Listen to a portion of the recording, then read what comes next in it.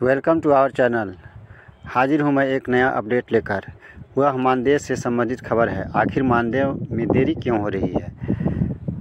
अभी तक data upload हुआ अथवा नहीं हुआ? तो देरी का कारण है पलामू ज़िला का डाटा। अन्य राज्य ज़िलों का तो डाटा अपलोड हो चुका है या हो चुका होगा, लेकिन मेन रुकावट है पलामू ज़िला।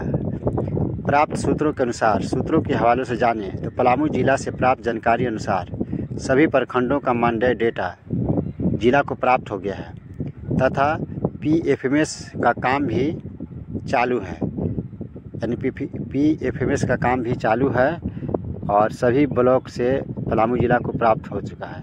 लेकिन एक अड़चन है, एक बात यह है कि पलामू ज़िला के जो डीएससी साहब हैं उनको डिजिटल हस्ताक्षर वाला लेटर राज्य से प्राप्त नहीं हुआ है।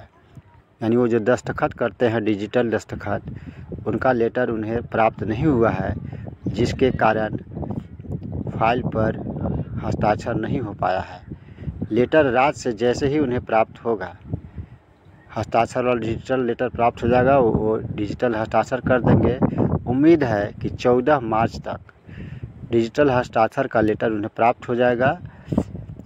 तब हमारे आप सभी सहायक अध्यापकों के मानदेय खाता में आना शुरू हो जाएगा, क्योंकि पूरा फाइल रेडी है।